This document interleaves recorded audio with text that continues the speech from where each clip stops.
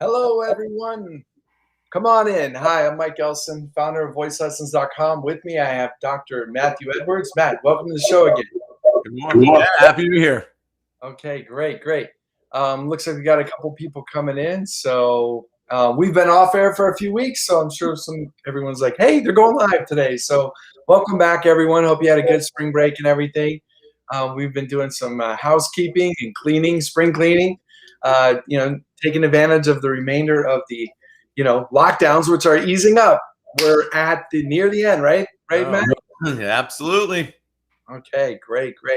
All right, so we're going to jump into today's a live Q&A show, so we do not have a guest on. We're going to jump into your questions. You guys are the guests, so if you have any questions, drop them in the chat as we go. We'll try and come back and pick them back up. And if we don't get your question today, just put your email in. We'll get you on the email list where you can ask us your question, and we'll try and get it on the air. So today's question, we're going to jump into this first one. This comes from S. Right? They write in, I'm a senior. Is it too late to learn to sing? Right. So no, it's not. It's never too late to sing. Now, is it too late to learn how to sing like Whitney Houston? Maybe. All right. It might be hard to sing something that's way up there high, or, to go out and sing your favorite Bon Jovi songs. Yeah. Now, the only reason I say it might be a little too late for that is because as we age, we get some atrophy, which is the muscles start to deteriorate a little bit in our larynx. And so if you haven't used your voice a whole lot, it's going to take some time to really redevelop it a little bit more than normal. And you might have a little bit of extra stiffness, in the ligament in your voice or some of the joints in your voice that might make it hard to hit the most extreme of the extreme high notes. But there are, plenty of exceptions or people who do learn how to do it. But, that's the extremes. And usually most people who want to learn how to sing, they just anything, they don't have the same ideas as a 16 or 18-year-old does. So, if you're just looking to start using your voice, then absolutely. And the great thing is you can put any song in any key that you want if you're just singing for enjoyment. Even in a lot of, if you're in a cover band or you're singing and doing open mic nights, put the song in whatever key you want. You can get away with it. You just need to know it's going to take a little more time. And you want to find a teacher who has experience with the aging voice. If you are a testosterone dominant singer, you're not going to have the same changes as an estrogen dominant singer, right? So as you become a senior, if you're on the estrogen side of things, you do go through menopause. There is a change in the hormonal structure within your body that does affect the covering of the vocal folds, and whether you've taken hormone replacement therapy or not is going to determine how your vocal folds are going to function on the other side of that. And so you want a teacher who understands all of those things, who can talk with you and help you figure out what, is realistic and what you can do. And they know what some of the, side effects are going to be, right? So we know that if somebody is on the other side of menopause, hasn't done hormone therapy, that it's going to be a little harder for them to get stamina at first. And it can be a little harder for them to get into some of their upper high notes. Doesn't mean you're never going to get there. It just means you want a teacher who understands that that's how the process works, and they guide you through it because they've done it before and they know what you need to do in order to optimize your voice. And so what I would say is, go seek out someone with that skill set, or you can even join like a choir or a group singing. If you have a circle singing in your area, it's a type of vocal improv, join a group like that. gospel choir, join any kind of a band that you can. Even it's just a group of people get together just to jam for fun and just start using your voice. And remember, it's really about finding the right stories. And the nice thing is that with age, you have more life experience to bring stories to life. I mean, if you go listen to the way that Johnny Cash sang "Hurt" versus the original Nine Inch Nails version of it, his voice has this depth and this richness that only someone at his stage of life could have, and it takes just gives the song a whole new meaning. So that's the beautiful thing about coming to singing later in life, is you have all those life experiences that will bring songs to life that younger people they can't, because they don't get it. They haven't been there yet. So what I would say is to draw on that material and find material you really connect to and sing from that place of connection, because that's ultimately going to give you the best vocal performances. Awesome, awesome. Now, you mentioned with age, is it true that the vocal cords actually never stop growing? They actually just like they're kind of made out of the same material as your ear, right? Okay. So they're cartilage. So you have cartilages within your larynx, and so they ossify with age, which is they turn more bone-like. Now you also got to remember you got joints inside of your larynx, and there is some indication we can get arthritis that ends up impacting the joints of the larynx. So there's that possibility. There's been some research done trying to see how much the voice does grow and how much, the equivalent of weight training, which is, significant voice use, might affect the vocal folds. And so far, we're not finding what we expected. It was long theorized that you would strengthen the muscle fibers within your vocal folds and that the thyroarytenoid muscle would actually bulk up a little bit. But there's been some studies recently with rats, because rats are close enough to humans that we can study them.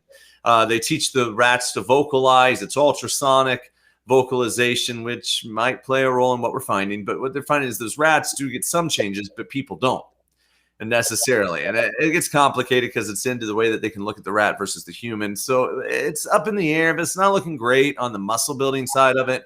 But, definitely ligaments tighten with age. The lamina propria, which is the covering of the vocal fold, it changes with age in response to hormones. So, there's lots of things that are going to change throughout your life. Gotcha. Okay. So if you want to sing, you can definitely sing at any age. And if you need some guidance, get a coach. We've got hundreds here on the platform. So and I just thought of this too. We have a interview. And if you go onto our Facebook page, the voicelessons.com Facebook page, go back into the video archives and look for Dr. Karen Brunson. She actually has written an entire book on this subject. And as you're talking, I just realized, hey, we have that to refer people to. So go check out Karen Brunson's interview, because we talk a little bit about the aging process in there. And then you can look up her book too. It's one of the best resources on the subject. About the aging voice. So that's great. I totally remember that. Okay, cool. So jumping into our next question. This one comes in from Kai. How can I get to a place where I can grow from showcasing? Good. So when I picked this question and thought we'd take it on today, I'm not 100% sure what exactly you mean by showcasing, because it can mean different things in different industries. So, like you can have a singer-songwriter showcase where they select a handful of people and you get up and you play for an audience, and you do that. On the musical theater side of things, you do a showcase where you put together a performance for agents and casting directors in the hope of signing and, moving into that part of the industry. But at the end of the day, both of them do require you to grow in order to succeed. So what my thought was on this, Kai, is that first of all, start with learning more about what it means to have a growth mindset and how you can cultivate that.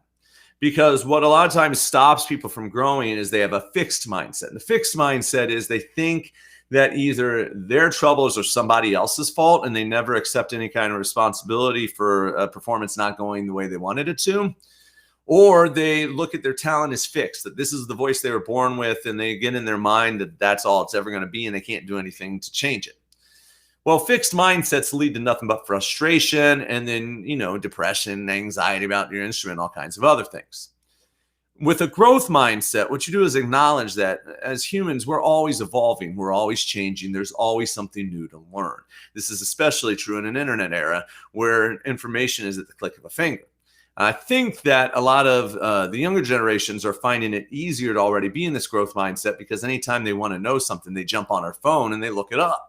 Right? That is a version of growth mindset. You're always improving your knowledge.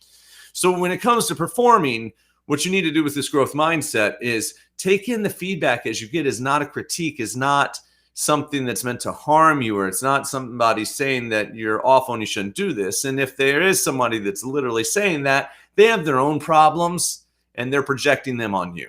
Okay?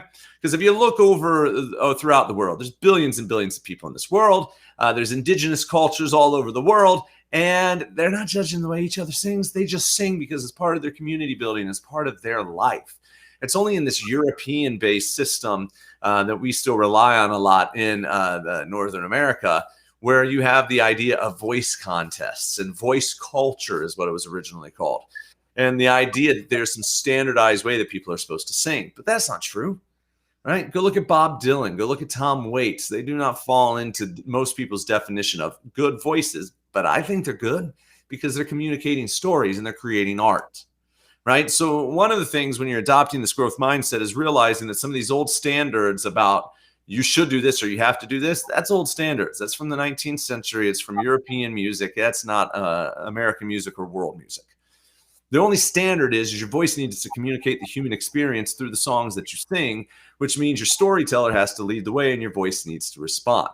So part of growing from these showcasing opportunities is getting feedback to know how you're doing in that, that aim, what you're working towards. So if somebody comes to you and says, oh man, I was really touched by that song and you were really connected to the story that night, you know you were successful.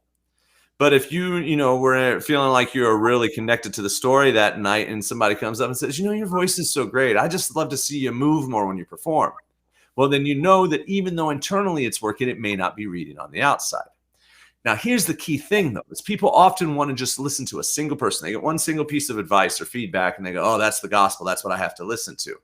But that's a mistake, right? If I could name any singer right now, I can guarantee from the people that are watching, nobody's going to agree on whether we like this person or don't. So think about Ariana Grande. There's people watching that think Ariana Grande is amazing, other people who think she's good, other people who can't stand her. Okay? Jump over and look at Whitney Houston. You're going to get some of the same. All right, go listen to Ray Charles. You're going to get some of the same. Think about Elvis. All right, we're going to have all these different opinions.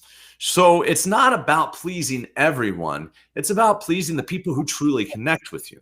Okay, so what you need to, take that advice in and think, well, is this person looking at this from the same point of view, right? If I'm a rapper and I've got a rock singer giving me feedback, well, if they're not doing rap themselves, does that feedback help or not? You got to listen to it and evaluate their lens, the way they see the world, and be like, since I do have live instruments behind me, he does have something maybe that, helps me out. I get that. That might be something I could use.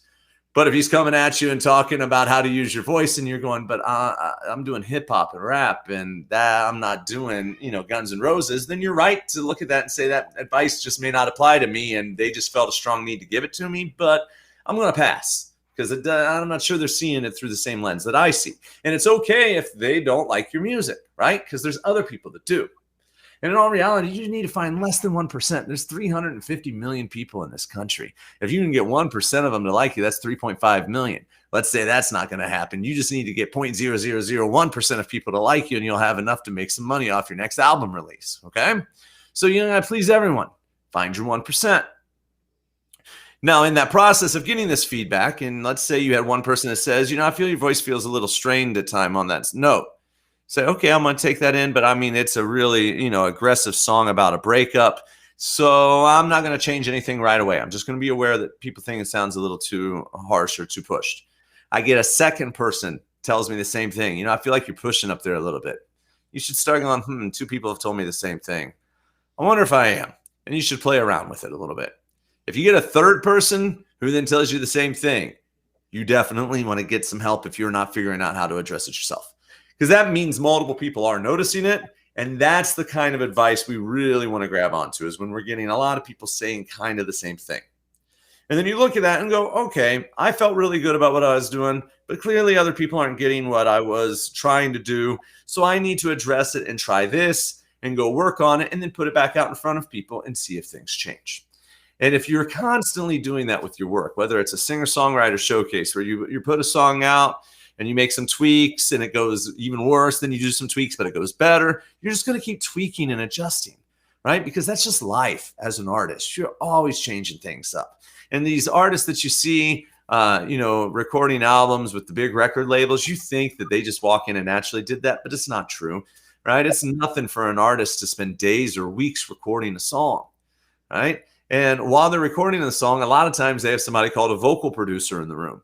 And the vocal producer is someone like me who's sitting there and helping them out and saying, I would do this with the end of that phrase. I'd tweak it this way. And then they have a producer behind the board who's also saying, I don't think that works. And they're giving them adjustments. So they're learning from the group, and they're signed to a record label, so they have limited options of how much they can debate some of this stuff, especially when they're getting started. And that team is nudging that person into what they think is the sweet spot based off of their knowledge. And, the artist then, after they figured it out in the studio, is going to go learn how to sing that song the same way all the time after they've laid it down as a track. So also don't get fooled into thinking that, your favorite artists just magically are able to do that thing. Nah, they went through the same process as you. So the process is putting yourself out there, evaluating the lens of the person who's giving you the feedback. Do they really know enough about what you're trying to do to really have an opinion that needs to matter to you? Then you want to look at the frequency of the feedback. If one person says it and you never heard anybody else say that to you, then okay, take it in. But, the second time you've heard the same thing, you probably ought to pay attention because see if there's more. By the third, fourth, fifth time, we're definitely trying to make changes because clearly a lot of people are hearing that. All right. And then just looking at the whole thing is that life is a journey, and part of that journey is always improving ourselves. So it's not a negative. It's not a slight at you. It's just somebody giving you a little bit of information that you can use to take your singing to the next level. That's great input. Okay, Kai, I hope that really helps you out. It was great. It was great for that explanation for everyone out there. So, okay, jumping into our third question here. What are all the technical knowledge topics that professional singers should know? And this one comes in from Solange. Great. All right. So this is a great question. There's lots of ways to look at this. And I think that if you asked a couple of other people like me, you get different variations of it. So I'm going to look at it from a couple of points of view. I think everybody needs to know vocal health, vocal care, because you only have one set of vocal folds. And if you damage them too bad, there's no coming back. I say too bad because I don't want you to freak out if you ever do get a vocal injury. If you get nodules, you never had them before, and they just show up, you're going to be fine. Voice therapists are incredible at helping you resolve those. Not a problem. But if you get nodules like 7, 8, 9, 10 times, then we're going to have a problem because it's going to be forming scar tissue that's not going to go away. Right? So a small injury, a first-time injury, they happen. Not a big deal. Even a recurrence happens. No big deal.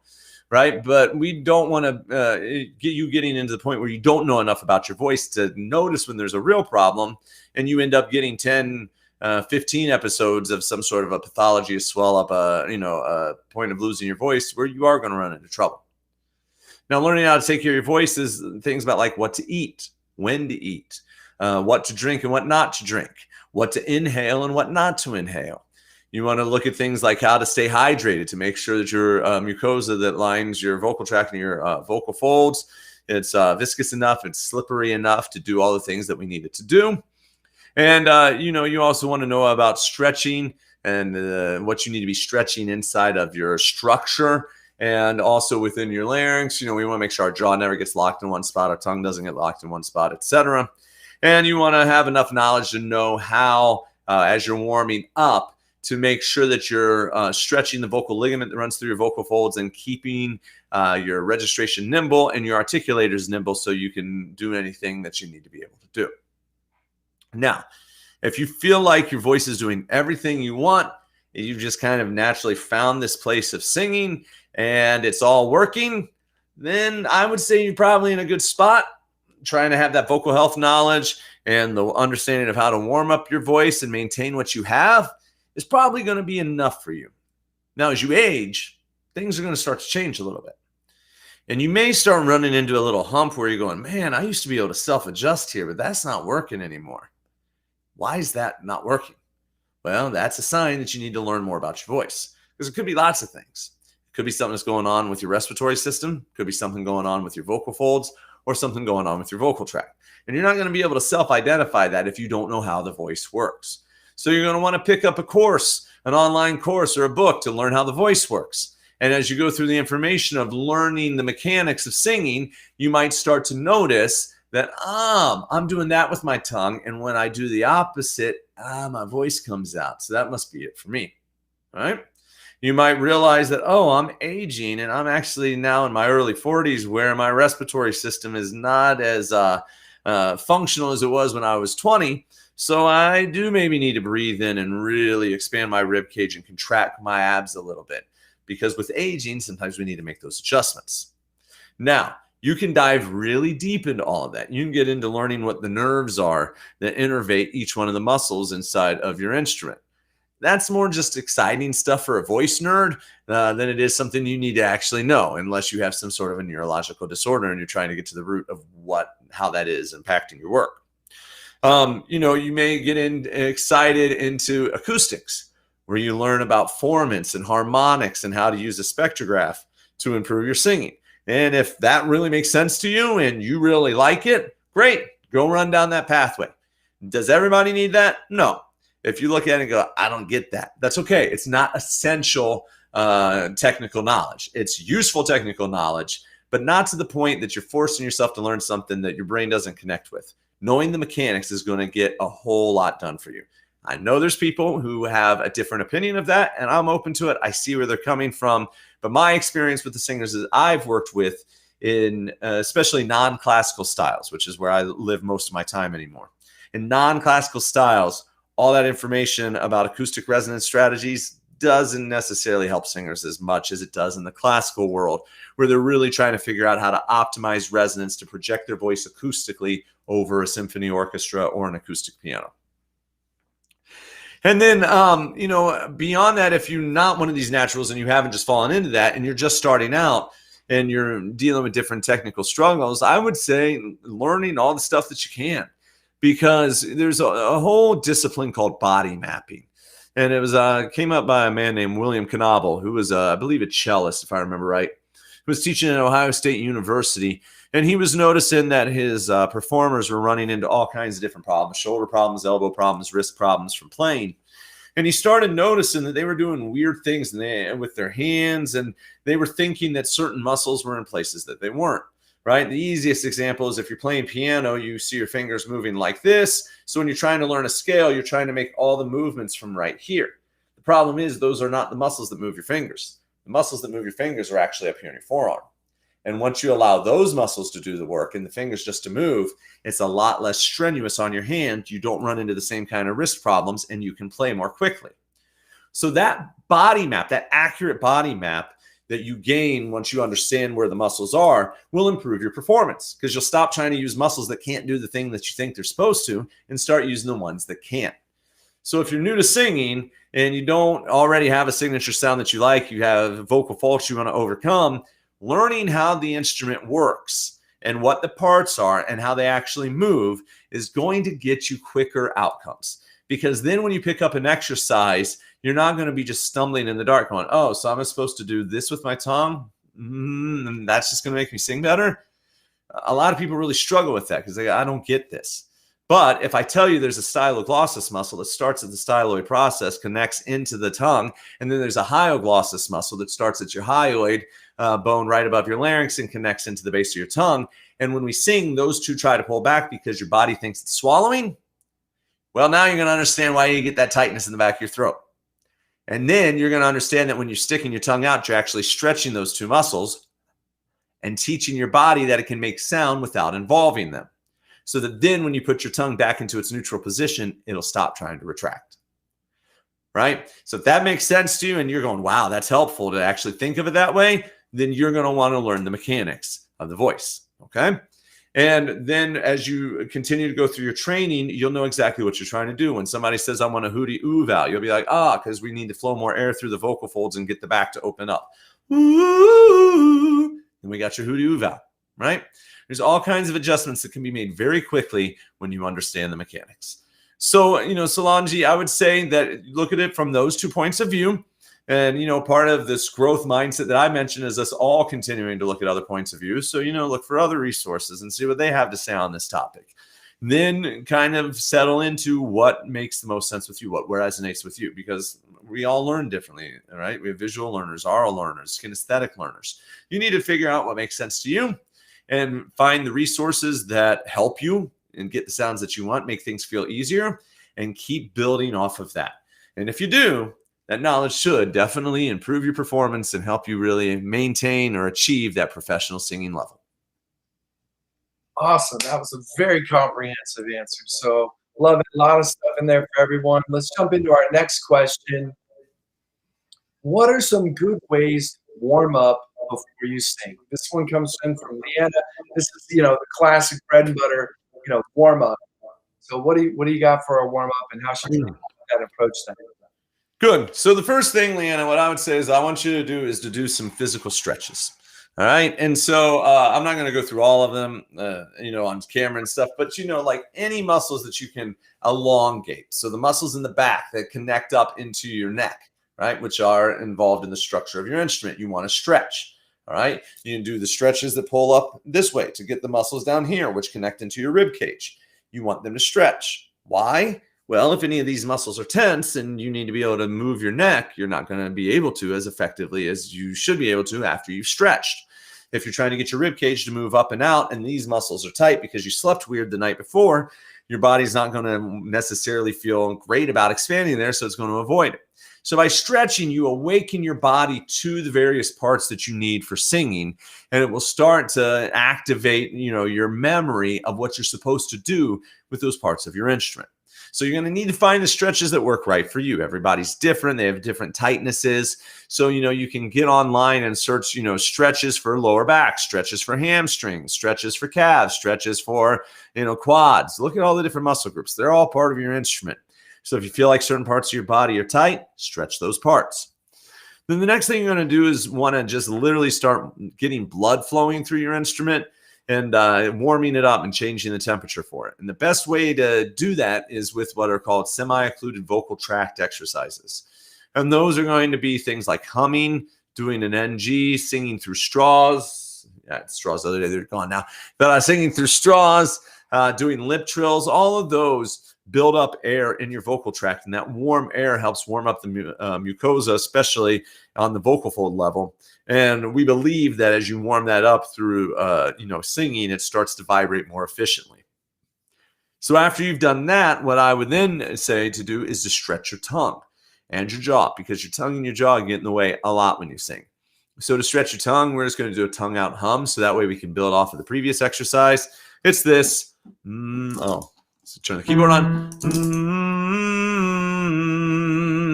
So just tongue between your lips, vocalize. What that's doing is it's training that styloglossus muscle, the other muscles underneath that they don't need to engage and retract, that they can relax, and that relaxation is actually more efficient for vocal production. So you're going to warm up with that a little bit. You're going to want to massage in here on what's called the masseter muscle, okay? It starts up here at the cheekbone, goes down into the lower jaw. So you just want to push in on it and drop your jaw open, and then you can vocalize on an O. Oh. It's not about making a good sound because you're in an artificial place by, getting your jaw that dropped, but it's teaching your brain not to engage this muscle. This muscle is responsible for biting, and that's what you use it for most of the day. You open your mouth to bite down on your food, and then when you go to sing and you open your mouth, your brain's like, oh, I know what I'm supposed to do. Time to bite. And you'll start to feel the tension creep in.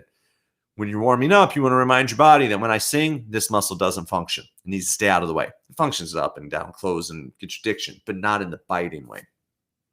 So you're going to waken that up. The next thing you're going to want to do is stretch the ligament that runs through your vocal folds. And you're going to do that by getting up into the highest part of your range with a breathy, light quality that has a lot of exhalation in it. And the reason we're going to use that breathy quality is that the muscles that help pull the vocal folds together, we don't need them involved to stretch the ligament. So we're just going to take it easy since this is a warm-up and do it with that lighter quality. So for me, it's this.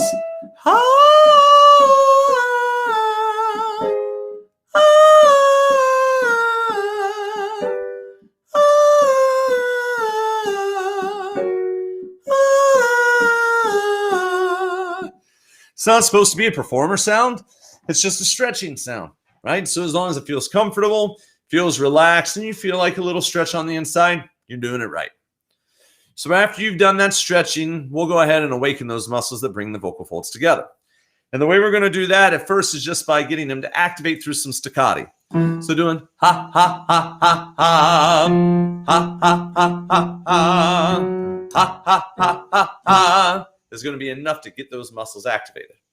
Now you could extend that across a wider range if you want to. You do you. Then after you've got the staccati coming in, you just want to do a few just sustained pitches in the lower part of your range. That'll just help get your body reawakened to what your low notes can be. So fighting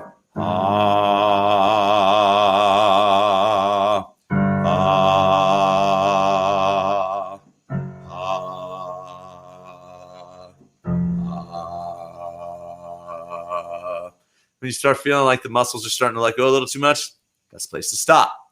Then go up into more of the lower mid part of your range.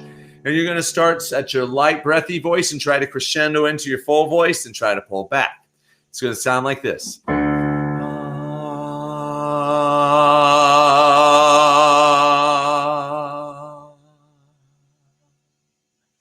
Now, why we're doing that is because we want to awaken those muscles that help pull the vocal folds together and control how firmly they're closed together.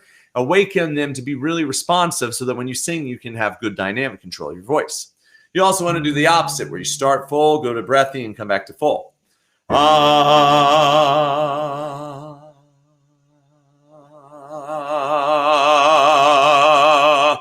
So again, do that up and down your range.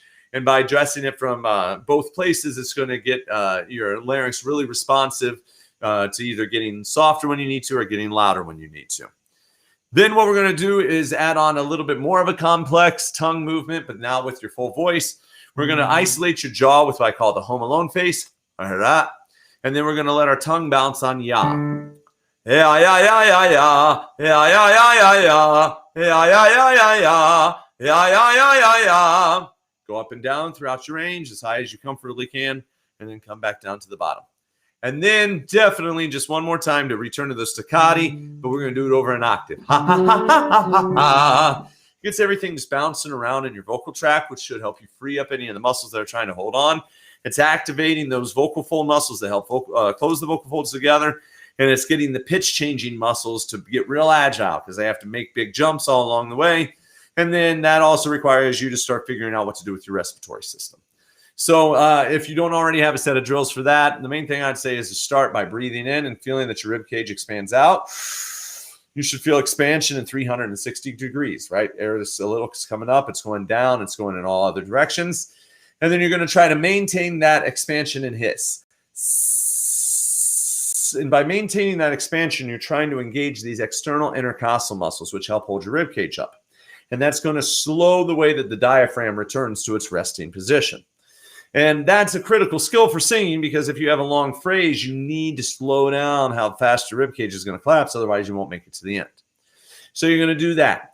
And then if you feel like you want to train on how to use your abs to contract your abs for those really, really, really long phrases where you might need a little extra help, what you're going to do is just sustain a single pitch. And when you feel like the pitch is going down or the volume's going down, then you're going to start to pull your abs in. So let's say it's this pitch. I'm going to maintain the expansion at first. So I'm just going to go, and I'm going to let all the air come out. And then as I feel that I'm using up a lot of air, then I'm going to start to contract my abdominal muscles and I'm going to pull it in to keep it loud and full until the end, right? And that's how you use the abdominal contraction. So you don't use it on the beginning. You do use it on the end.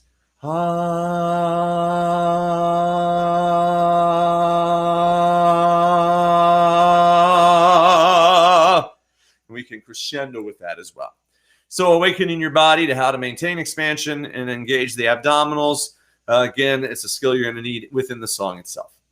So if you go through all of those exercises, that's going to be a really good warm-up for you, right? And you can vary them up. Thinking, you may realize that, you don't like just doing staccati upwards. You might want to do it down. Ha, ha, ha, ha, ha. Fine. Just find variations of those things. You may get tired of ya, ya, ya, ya, ya, and want to try la, la, la, la, la. Great. Do that. Or ga, ga, ga, ga, ga. Whatever you want to do is getting your tongue active is going to help. But take that formal structure of going through and making sure we're stretching everything, we're activating everything, and reminding your body what muscles are supposed to engage and what are not. And that's going to put you in a really good place to then start doing any technical exercises you have or working on the song. And it's important to separate specifically the warm-up and the technical exercise. Technical exercises are for addressing specific issues. Oh, my tongue's retracting on high notes. I need to spend some time on that. You'll warm up first. Then you do the technical work of focusing on getting your tongue to move in the way that you need to. Be careful about trying to merge them both at the same time, right? You want the warm-up to be about feeling good with where you are that day and taking stock of where your instrument is, right? And if you're trying to simultaneously fix something, you're not going to assess everything in the way that you need to really in your warm-up process. So hope that helps. If you have any other questions, just let us know. Yeah, I have one follow-up on this, Matt. I was thinking as you said it. So do you think all singers should use the same exact warm-up process, or does it make sense to invest as a singer working with a coach to get more of a personalized or customized warm-up routine? Yeah, I mean, I think a customized warm-up routine is critical for everyone. So yeah, I mean, if you can work with a coach and you can get one, that's great. The routine I'm giving you is just a generic, broad, standard routine. It's based off of the work of Dr. Ingo Tietze. He's a world-famous voice scientist. He's the executive director of the National Center for Voice and Speech, NCVS. And he wrote an article on the 5 best warm-ups where he details a variation of what I just went through with you. He doesn't cover the stretching and maybe the breath in the same way. And I've got those exercises tonight in a slightly different way. I like his approach as well. I actually teach his approach in my graduate courses. And actually in my How the Voice Works course as well. So, I think it's there's plenty of variations. You got to do what works for you. And some people are going to find they need to spend more time in one place than another. The older I get, the more time I need to spend in head voice, because head voice is really helps me stretch out that vocal ligament and those vocal folds as they're starting to try to get a little bit stiff on me. And I also find that it's really helpful for me to be making sure that I'm taking big, full breaths and exercising with them, even though I don't tank up that much to actually sing. Most of the stuff I'm, singing anymore is with students and or just for fun on my own. And it's not big operatic stuff, so I don't need a huge breath. But I still do those big operatic breathing exercises because I'm getting at the age that I can start losing some of my lung function. It's normal when you're in your 40s. Well, I don't want that to happen. So every day I try to make sure that I'm really expanding my rib cage, keeping everything agile, making sure my cartilage is stretched. And my hope is that I'll be like some of the other older singers I know who have stayed in great shape with their respiratory system because they never quit trying to work on expansion. So, that's my customized routine. A young person, they don't have that problem. So they're not going to spend as much time on that. So yeah, definitely where a coach can help you out if you can connect with one. If you're not in that situation right now, that basic generic warm-up routine won't do any harm. It will at least get you started with some things that will put you in a better spot than if you did no warm-up at all. Awesome. Okay, so Leanna, I hope that helps you out there. Let's jump into our next question here. This one comes in from Caitlin. How do you find your vocal range? Good. So Caitlin, it's going to be easiest if you can get to a piano and learn a little bit about the piano keyboard. You want to learn where middle C is, and then we're going to start at middle C and go down, and then we're going to go up to find your range. So jump on YouTube, plenty of videos. If you just look how to know the notes on a keyboard, they'll show it to you. You can download a keyboard app. A lot of the keyboard apps have numbers on them. The number for middle C is C4. It's because it's the 4th C. So we have C1, C2, C3, C4. Okay? So on a piano app, you're looking at C4. You're then just going to start going down your range. And if you don't know how to play piano, just start pressing each key. And just go down white key, black key, white key, black key. And just go down the pattern. And what you're going to listen for is a note where your vocal folds really feel like they start to fall apart. Now I'm going to go into the bottom of my range so you can hear it. You do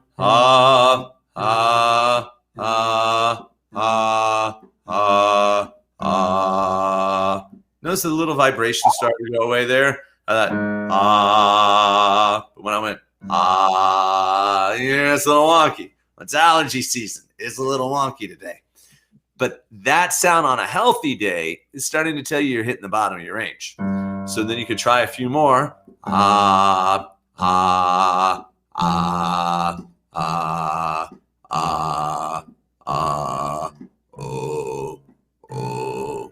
I'm really working at all those, right? So the ones that I'm working at that don't sound great, probably not going to include in my range. I'm going to say that's available to me, right? So if I saw something that they said, well, do you have a low E? Be like, yeah, probably good enough for that. I do, right?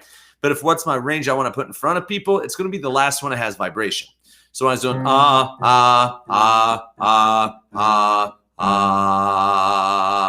that's the last one that's got a nice little buzz to it, right? I could put that into a song. I hear that train a-coming, it's rolling around the bend. I could sing from that place and it would work, okay? Then we're going to do the same process going up. Just jumping,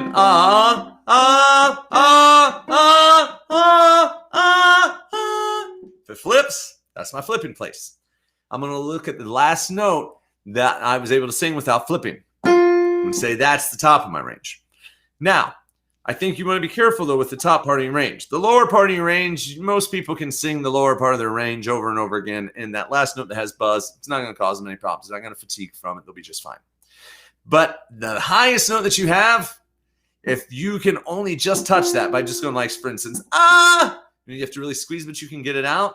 I wouldn't claim that as part of your range right now, because somebody might see that and be like, oh, you got an F. Yep, I want you to do this song that has a high F in it.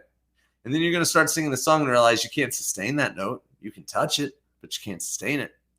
So what I would do is instead is write down the last really comfortable note. All right. So you would go, if that F was and this was but we got to this and we're like and it felt like it was free, then I would say that's your note. Okay.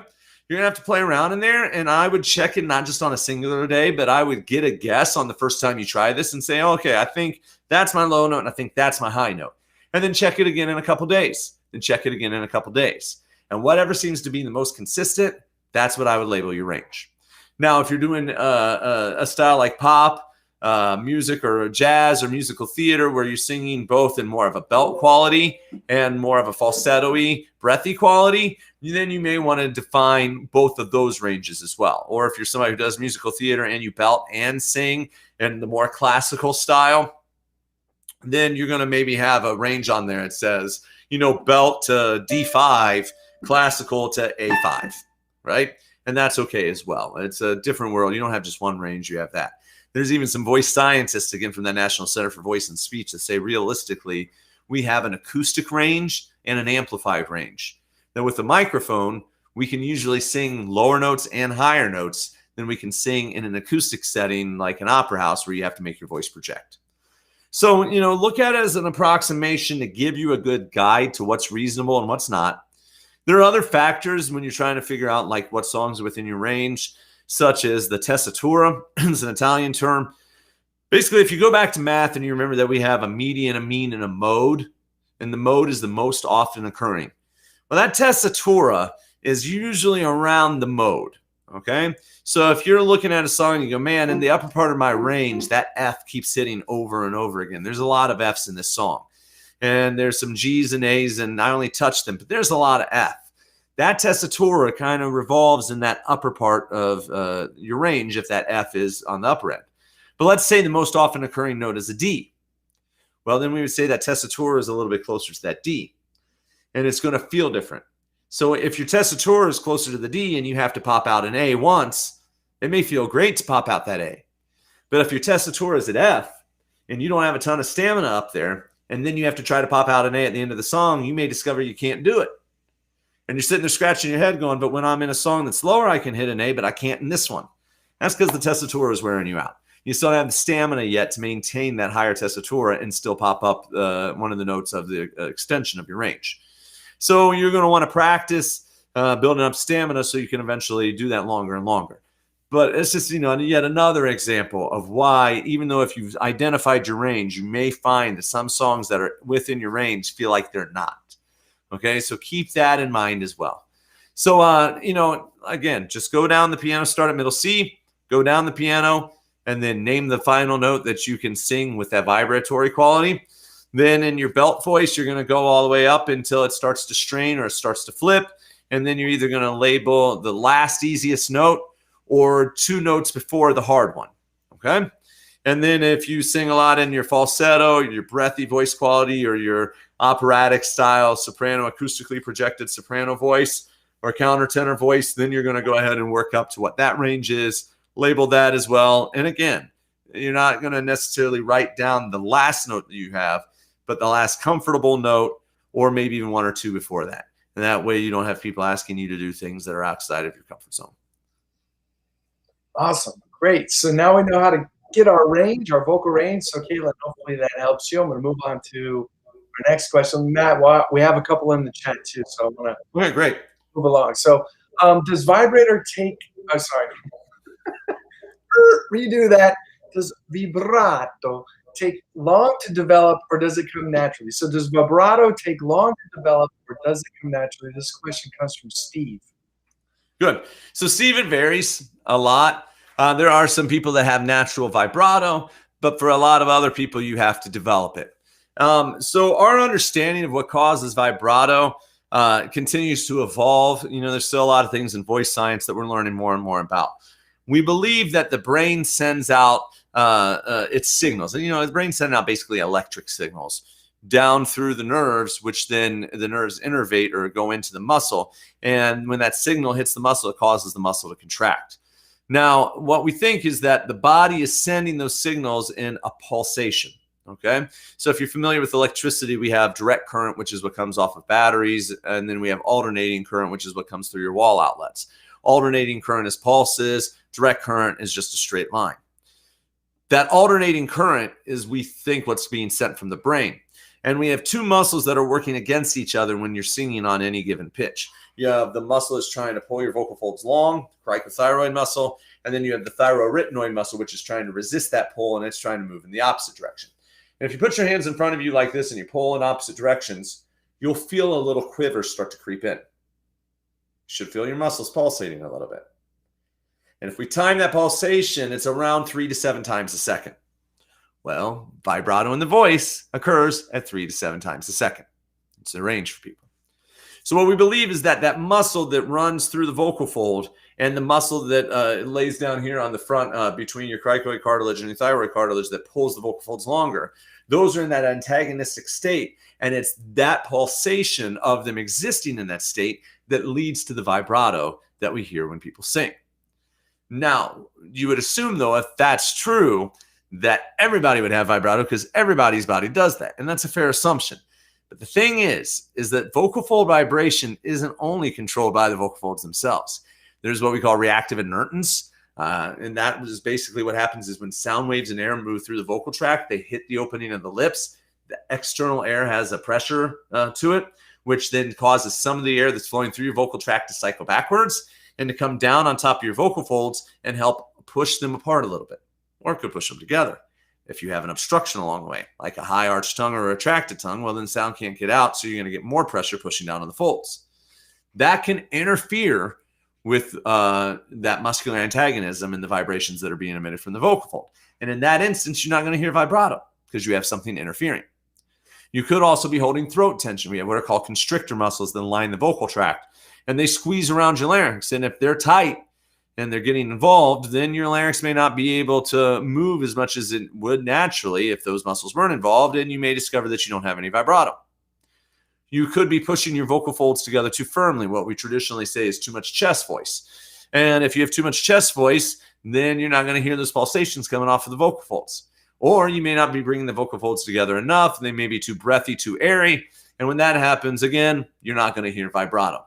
So all of those factors can get in the way. So with our current understanding, what we know is that the impulses from the brain are what's giving us this 3 to 7 second pulsation. And it's things in the vocal tract that are getting in the way. If somebody has just grown up singing their whole life, has never had anybody interfering, telling them to sing quieter or that they have an ugly voice and they've never messed with it, they're more likely to have vibrato. Because I do think when you listen to indigenous cultures where voice lessons aren't a thing and communal singing from birth is a thing, you'll hear vibrato. So I think it is naturally part of what we do. I think for a lot of other people, they get comments about their voice, they start to hold their voice back, and then they start to think that that's how they're supposed to sing, and they stifle that natural vibrato. So in those instances, what we're going to want to do is keep identifying any of these constrictions within the vocal tract or any imbalances at the vocal fold level and start to balance them out or remove any of those obstructions, constrictions. as we get things out of the way and we balance your registers, all right? And what we mean by balancing your registers is balancing the ratios of pressure along the vocal folds and length of the vocal folds. We're always trying to regulate those ratios. And when you get the right balance where there's enough air traveling through the vocal tract, it's the Goldilocks zone, right? It's not too much, not too little, right in the middle, or shades of the middle. There's not just one, there's shades. But when you get in those shades that are that nice balanced tone quality with everything out of the way, your vibrato should start to show up, all right? So I would say, continue to look for freedom, give it a little bit of time, see how that works. And if you're running into a roadblock, this is where a professional coach or teacher can help you, right? I can listen to a singer who'll come to me who says, they've been working to get vibrato for years. I can listen to them and say, well, your tongue, your jaw's tight and your tongue's retracting. Let's fix that. And a half hour later, they hear their first flutter of vibrato, right? So, you can look at voice lessons and coachings and be like, is it really worth it? Because they can be a little pricey. But if you've been fighting with something for a long time and you want finally to get some results, they're totally worth it. Because an experienced, trained coach will be able to identify a lot of times in one lesson the thing that's in the way, show you how to get around it, guide you through the practice necessary to overcome it. And then you're either good to go or you may have discovered other things you want to work on, and they can continue to shepherd you through the process until you have the voice that you want.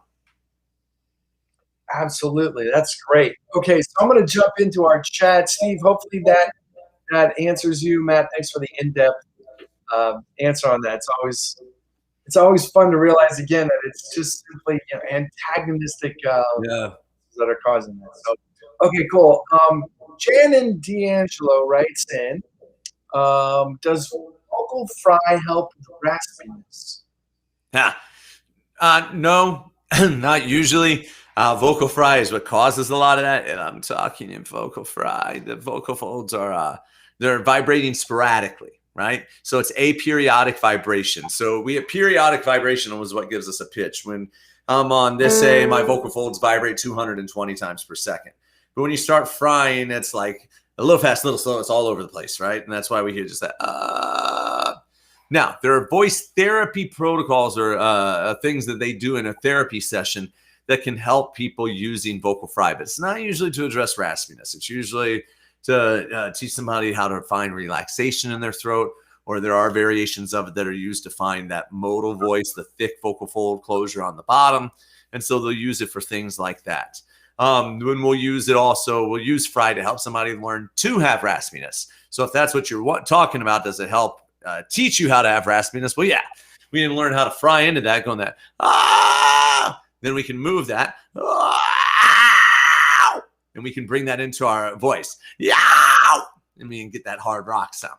So yeah, you start with fry, then you move the fry, ow. And then you really move the fry, wow, wow, wow. And then you see if you can start in the fry. Wow, I feel good. Then you put it into pitch. All right. So at home, when you try this at home, very careful. I said, be very careful. I'm glad you pointed that out. So yeah, be careful, right? I've been playing with it for years. I've gone to lots of training sessions on it with some great people to learn, how to make those sounds where it doesn't cause me any problems. And the main thing I would say is if you want to experiment with this, you're going to start off at just a couple minutes a day, like 2-3 minutes. I'm just going, right? Or bringing your head voice down, bringing your breathiness down until your vocal folds fall apart. Right? Just a couple minutes a day. Then when you know for sure it's not bothering you, it's not getting in your way, it's comfortable, you're not having any negative voice changes, you can slowly extend how much you use it, slowly extend how high you carry it up, and slowly extend how much you use it within the course of a song. But yeah, this is definitely something to work on over months, not days, right? If you want to stay healthy. Great question. Okay, so then we've also got one more here from Sheila. And what's the best way to exercise to relax the throat? Good. Well, there's lots of ways. So there's lots of different things that can cause the throat to be tight. So let's just start right at the larynx level. The larynx moves, and it moves up and down when we speak naturally. If we just do a glide and don't try to control the tone quality, we would get If you put your fingers here, you're going to feel like the larynx dips a little. Then it starts to move up, and then it really moves up. So it's meant to be free floating. Some singers are taught to depress their larynx for a certain sound. They want that really low, like bass quality, that come and they're learning to suppress their larynx. And it gives a sound that some people really like, but it causes tension in the throat for a lot of singers. So in that instance, you're going to want to do the opposite, which is to get it up into a wah-wah spot. Going wah, wah, wah, wah, wah, wah, wah, wah, wah, wah, wah, getting your larynx to bounce around. Now, that's the opposite of hooty, but that also can get to be a chronic place as well. It is when people start to sound like this when they're talking or when they're singing a song and everything feels real constricted. That means that larynx is really high. So for them, we want to do the hooty thing. You want them to imagine they're sipping in a string of spaghetti, which will get the larynx to drop, and then they vocalize from that position. Ooh. So in both of those instances, we're introducing the opposite of what their default is. Then ideally, we want to get their larynx hanging out in the middle. Blah, blah, blah, blah, blah, blah, blah. Where it's just little teeny movements. It's not just jumping right up. It's kind of floating in the middle. So you want to look at that because that will cause tension in the throat. If it's too depressed, too elevated, you'll get tension. Now, a lot of that tension could also be involving what are called the constrictor muscles. There's 6 of them, 2 on each side. You have the superior pharyngeal constrictor, the medial, and the inferior. And they wrap down around where the larynx is located inside of your neck. And you will, if you swallow, put your fingers on the side of your neck and swallow, you're going to feel those muscles engage. And then if you go to sing and you feel them engaging, well, that could be part of what's causing you throat tension. So in that instance, what you're going to want to do is stretch them to the point that they become weak. It's called a stretch weakness, right?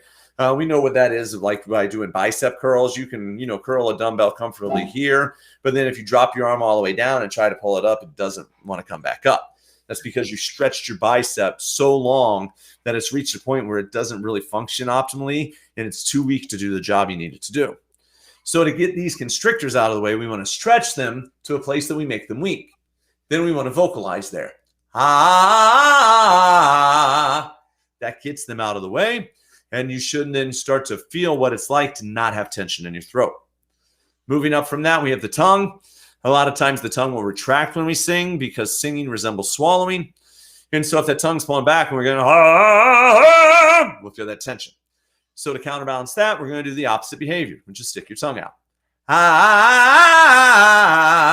When you sing with an extended tongue, it will start to let go of some of those retracting muscles, and you should feel a release of tension there as well. And in some instances, the soft palate, the little dangly thing swinging in the back of your throat, that's attached to the soft palate. That's the uvula itself. You'll see the uvula really low in the back and your tongue really up close to it. And that could be preventing sound from exiting the vocal tract as efficiently as it could, which can end up leading to some feelings of constriction, tightness, something being stuck in your throat. Now, everyone's anatomy is different, so some people are going to have a very tiny opening in the back. Some will have a very big opening in the back. You're only going to figure out what yours is by grabbing a flashlight and a mirror. And you're just going to see, you're going to take that mirror with the flashlight in front of you, and you're just going to hold it up and you're going to look around at what's inside your mouth, right? So just hold it up and go, move it around and look at that little uvula. It's in the back. See if you can lift it up in the air, and then try to sing and keep it up. If you go to sing and you see it collapse immediately, that means you don't have enough strength in your soft palate to keep it elevated while singing. So what you're going to want to do is just continue practicing in a mirror on sustained pitches, trying to keep it up in the air. And then when it's easy to keep it up, then you can start doing glides and then moving into more exact pitches and small scale patterns or arpeggios. And last but not least is just checking in with the masseter muscle we talked about earlier in the show, making sure that you're massaging that it's not trying to tighten up, because when it does, it tends to engage the muscles underneath of your chin. And when these muscles get tight, well, they connect your chin to your larynx. They're going to start to pull the larynx up a little bit, which is going to put it into a suboptimal position, and you're probably going to feel some tightness. So those are ways to do it. A couple of other of my favorite exercises are wobbles. So just taking 2 pitches and just wobbling as fast as you can. Right? Because when you're doing that sound, it's just bouncing up and down, up and down, up and down, up and down. You can do those little wobbles, and then we can do the silent laugh, or actually the verbalized laugh, which is ha ha ha ha ha ha ha ha ha ha. It's a little staccato, but it's a sensation of smiling and feeling everything open up like it does on a laugh. And for a lot of people, that's a simple enough approach to get the tension to start to go away. So lots of things for you to try there, Sheila. I hope some of that helps. And if not, come back in with more specific, questions about what's going on, and we'll see if we can help. Awesome. So I think that's all the questions we have today. Thanks everyone for dropping in. I guess any final thoughts, Matt? It's allergy season. I can feel it as I'm talking to you tonight. So drink lots of water, lots and lots and lots of water. Remember the mucus that covers your vocal folds, you want to keep it hydrated. So you need to be drinking about half your body weight in ounces per day to do that. This is a great time to start using a neti pot if you've never used one before, or a saline nasal spray. So if you use the saline nasal spray, you can pick them up for about 99 cents to $2.98 at most stores. You can use it all day long because our mucous membranes are more like a saline solution, and so it's very compatible with your body. Can't overuse it. But anytime you're starting to feel stuffy, shoot that nasal spray into your nose to help keep the mucus thin so it doesn't drop down into your larynx, because if it does, then you're going to start to have phlegm on your folds. You're not going to like the way that feels, and you might start over singing and then notice that you don't have the notes you want, and that's just a bad spiral. So prevention in allergy season is key. And if you don't already, grab a nebulizer. There's a lot of research that shows that nebulizers are better than steamers. And when you buy your nebulizer, you can pick it up on an online retailer. You can also pick up medical saline solution. And you can get little tabs, little tubes of it. So you can have a to-go, or you can buy a regular, 1 quart container of it. And you're going to just put a little bit of that saline solution inside of your nebulizer. Inhale that. That's going to help rehydrate your vocal folds. And it's going to help you combat all this craziness. So good luck. Pollen counts are high. Everybody, all my clients this week have been complaining about it. And so it's a real thing. You're not just, being a hypochondriac. You're feeling it. And so it should pass here, though, in the next couple weeks. Awesome. All right. Well, happy spring, everyone. Welcome to allergy season. Have a great week. Thanks for having me in. Kelly, great to see you. Same, Shannon. Bye.